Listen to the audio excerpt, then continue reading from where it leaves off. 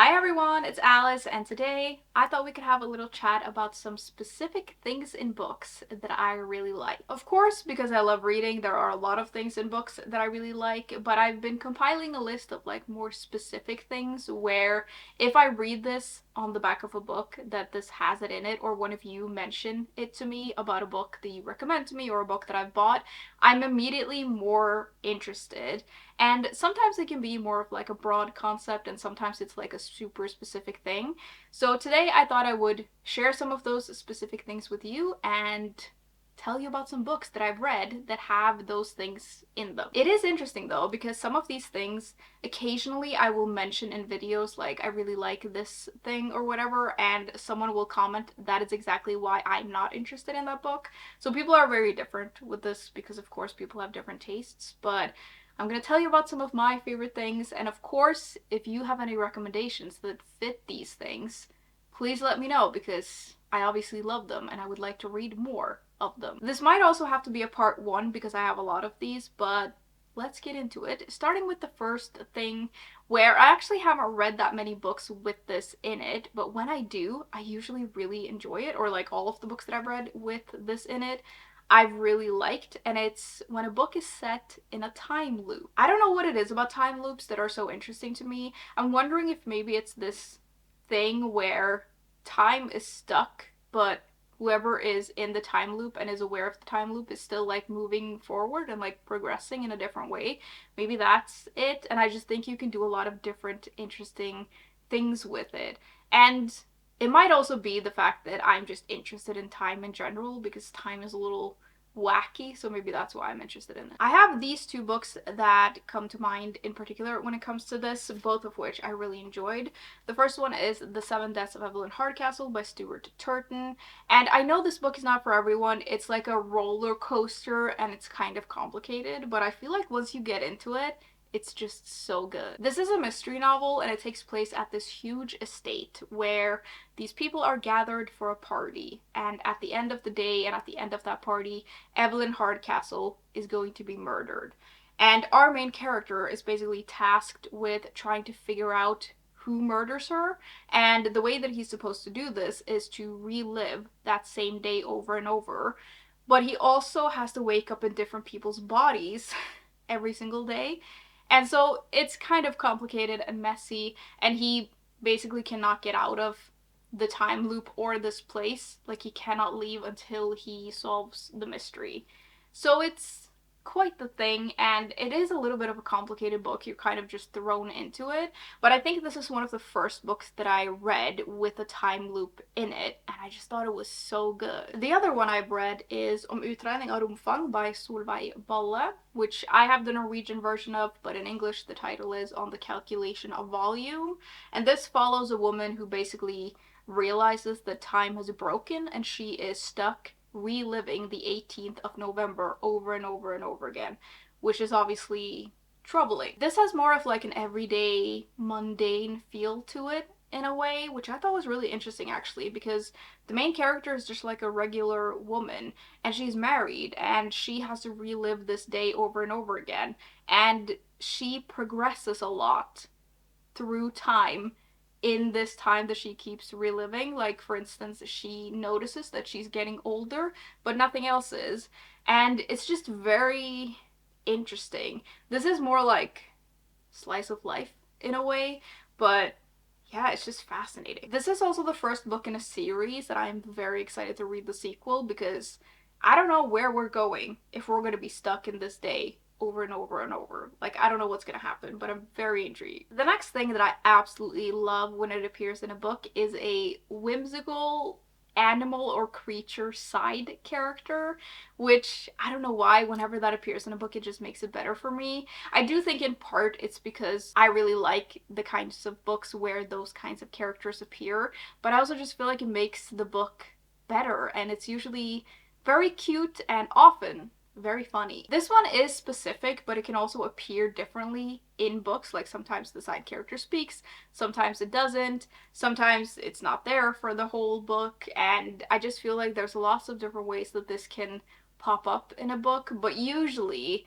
the side character has some sort of like personality that just makes the book better. One of my favorite books has this. I talk about this book all the time. It's Nettle and Bone by T. Kingfisher, and this is a fantasy adventure book about a woman who has to go on a quest to save her sister from her terrible husband, who happens to be a prince. And in order to go on this quest, she recruits the help of a former knight, a fairy godmother, and a grave witch. There are two creatures in particular in this book that just I loved. One of them is a demon possessed by a chicken who I guess is the companion of the grave witch. So the grave witch walks around with a staff with the chicken perched on top of it. And I don't know why that's so funny to me, but just the idea of a chicken being possessed. Like, what do you mean it has a demon in it? Like, that is just so funny to me. There is also another companion in here, a bone dog, which is a dog made of bones. I probably don't need to explain that. But I also really like that companion. It's like the perfect mix of cute and unsettling. Kingfisher actually does this quite often in her books, so we have an animal companion in this one as well. This is Hemlock and Silver, and in this one we follow a healer who is an expert in poisons, and she is tasked to figure out what's going on with the king's daughter named Snow, who is sick and no one knows what's wrong with her. And when she gets to the place where Snow is, there's this like estate, and the healer finds another world in the mirrors of this estate, and in this mirror world there's a lot of stuff. In this one we have a pretty sassy cat who can talk, and it's so interesting because this cat is so cat-like. Like, it will talk in riddles. It's not going to tell you anything if it doesn't want to, and sometimes it just disappears, but it's a really nice addition to the story. And I feel like the cat is like it's very cute, but it's also a little bit of a narcissist. Of course, I also have to mention Emily Wilde's Encyclopaedia of Faeries by Heather Fawcett, which I love. This follows a professor who is an expert in fae and fairies, and she goes on a research trip, and she is reluctantly joined by her rival slash friend, and they basically go on like an adventure together. On this adventure though, they are also joined by the main character's dog, kind of. It appears like a dog to most people, but it's actually a magical creature from the Fae realm. And I don't know how you can read this book and not end up like loving him. There are also other Fae side characters in here, or like fairy side characters that are not there throughout the whole book, but we meet like these little creatures. Some of them are a little creepy, but some of them are also like creepy but cute. Speaking of side characters that you can't help but love, one of the side characters in this book I think about several times a week. So this is Legends and Lattes by Travis Baldree, and it's a cozy fantasy book, and it follows this battle-weary orc who has decided to retire, and she opens up a coffee shop in this town where no one has heard of coffee, which is obviously quite the challenge. The side character that I love so much in this book is, of course, the ratkin baker that ends up working in this coffee shop. He is the most stressed out, cute little guy. His name is Thimble, and he's a baker, and he makes the best cinnamon buns in the world, and I just love him so much. He doesn't really speak very much, but he's so cute. And on another cover, I think he's there, but in this illustration, he's like here in the corner, and he's just the cutest little guy. And I love him. I do also have to mention that we have like really cute side characters in the other books in this series as well. So for instance, in Bookshops and Bonedust, we meet a bookseller, and the bookseller has a griffet, which is a mix of a pug and an owl, and his name is Pot Roast. And that is the funniest thing ever. In the sequel, Brigands and Breaknives, both Thimble and Pot Roast have like brief appearances, so we get to see them again. But in this one we also have, I mean, they are side characters, but they're not like animals or creatures, they're actually weaponry. So we have a talking sword and a talking like knife, who used to be a sword. And this kind of stuff, like, I don't know why, I just find it so funny. And these like bits of weaponry, they like argue with each other, and it's so funny to me and very whimsical and so magical and kind of weird, but I'm really into it. Oh, there is actually also a brief appearance of a demonic chicken in this one. So I don't know what's up with that. I'm surprised that I would come across that in more than one place, but I don't know, I guess you attract what you love. These kinds of side characters, though, they just instantly make me want to read the book, and I just really love the kinds of books where those appear. And I did actually recently get Wildwood Dancing by Juliet Marillier, and several of you told me that there is a frog companion in that book, and that made me even more excited to read it. Just the idea of a frog companion as well, I just think it sounds great. Next, we have one that I guess is not that uncommon. It's basically a trope, but books with unlikely friendship. I just love that when characters who don't appear to have anything in common and you wouldn't think that they would go together when they become friends. I just love that in books. One of my favorite books that has this in it that I've read is Miss Benson's Beetle by Rachel Joyce. This is historical fiction with some adventure to it, and the story starts off with us meeting this middle-aged woman in the 1950s, and she decides one day that she has had enough. She's not happy in her life, and she wants to pursue her long-time dream, which is to find this golden beetle on the other side of the world. This golden beetle may not even exist, but she wants to try and find it, and so she decides to go on this adventure, but she can't go alone, so she recruits the help of this other woman who is supposed to be like an assistant and companion. But they don't actually meet until right before they need to go, and when they meet, the main character is like, this is not what I expected, but it's too late to do anything.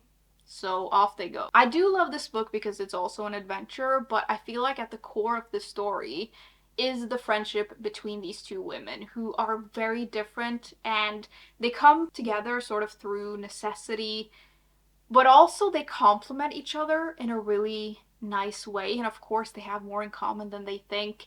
And it's just a beautiful, beautiful story about friendship. And this is one of my favorite books of all time. I just love it. I can never go too long without mentioning this book. Of course, I'm going to put this anywhere I can. This is Garlic and the Vampire by Bree Paulsen.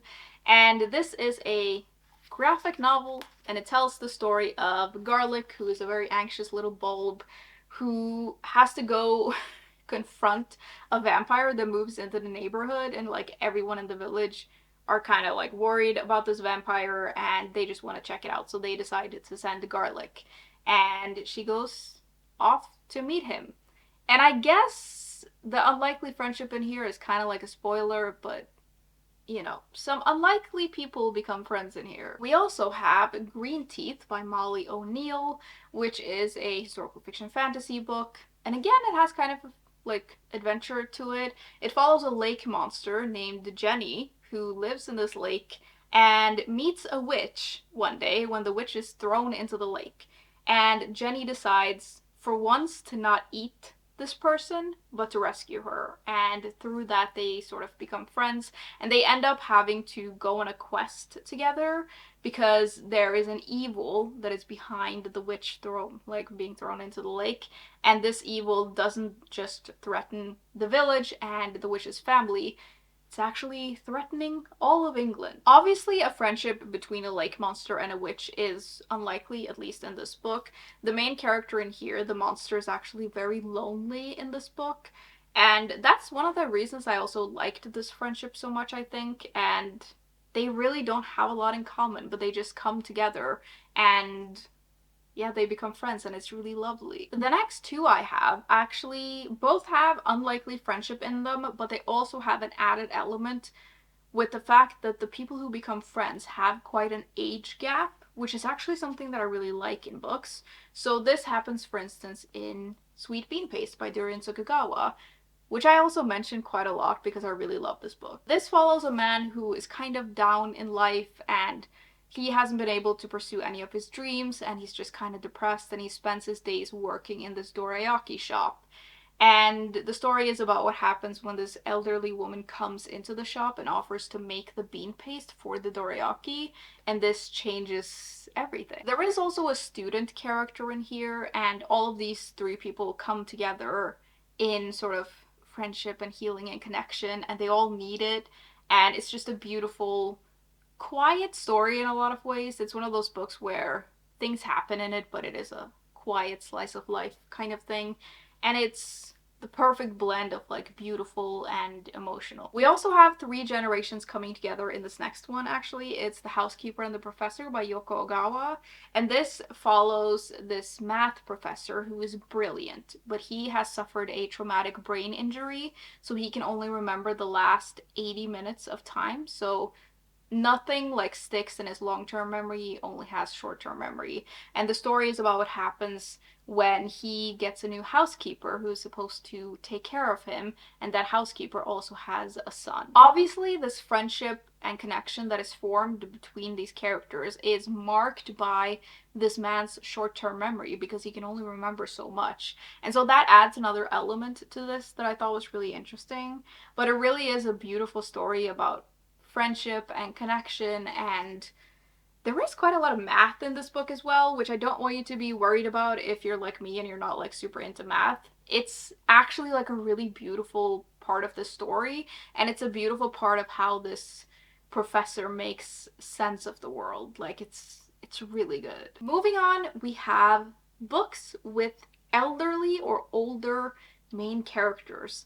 And this is a thing that I've actually liked in books for a long time, but I didn't realize until recently that like several of my favorite books has this, and that's one of the reasons I love them so much. I think the first time I came across this in a book is when I started reading the Miss Marple series by Agatha Christie, like back in the day. I think I started the series when I was in my teenage years, and the first book is The Murder at the Vicarage, and I just remember reading about this woman getting into everyone's business, and I just thought it was so funny. I will say in the earlier books with Miss Marple, she is a lot less likable than you would maybe expect, but she softens throughout the books, and I think one of the reasons that I loved her so much is that the reason that she's so good at solving these mysteries is because she has lived a whole life, and she's just experienced a lot of things, so she just knows a lot of things, and she knows how to put things together, and she knows people really well because of this life that she's lived.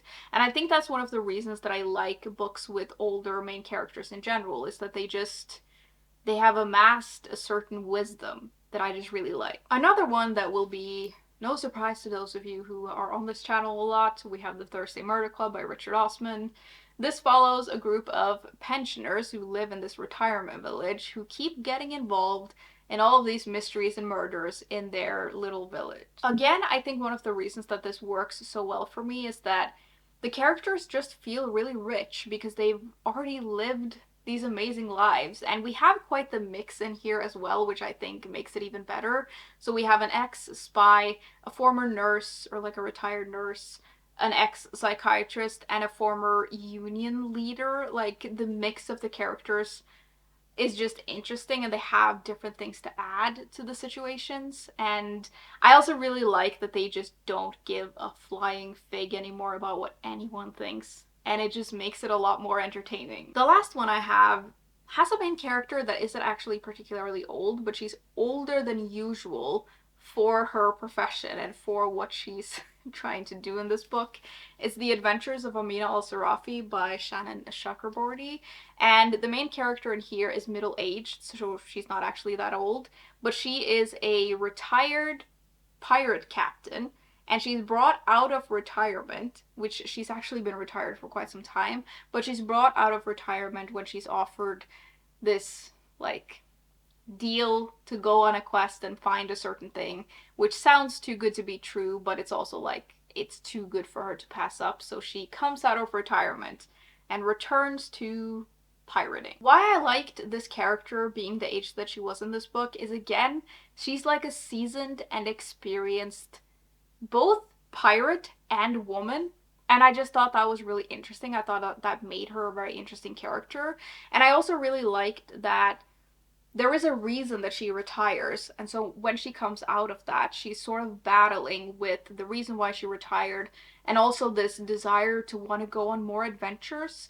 and I just really liked that, and she's just a really cool woman. The last specific thing in books that I really like that I'm going to mention for today, again, I have a really long list of these, so I might have to make a part 2, but the next thing is books with the descriptions of food. And to be honest, I think I just like this because I really like food. One of my favorite books ever has this in it. It's Strange Weather in Tokyo by Harumi Kawakami, which is a book about this 30-year-old woman who one day runs into her old high school teacher at a bar, and they basically become friends, and eventually that turns into something more intimate. What they spend most of their time doing, though, is going to different places and eating. And that is like a big part of the book because this is one of those books where like nothing really happens in it. And I just loved that. I think it was a way in this book to transport the reader into the book because the descriptions are so vivid, and the book also just like it makes the food sound delicious. And I think there's something interesting as well about food bringing people together, and yeah, all the food in this is just amazing. We also have The House Witch, and this is a cozy fantasy book about the new royal chef at the royal castle in this world who gets to the castle and kind of rubs everyone the wrong way when he gets there because he doesn't really like people and he's trying to keep a secret to himself. But throughout the book, he of course makes some friends and also some enemies. I guess it's kind of complicated. One of the things that makes this book cozy though is like the time that we spend in the kitchen and the descriptions of food and like the food that's being made. I just really like that. It's not a huge part of the book, but it's there and it's a natural part of the book because the main character is the chef. And I felt like it just added like a cozy edge to it. Second to last, we have one that I read quite recently. It's the Kamogawa Food Detectives by Hisashi Kashiwai.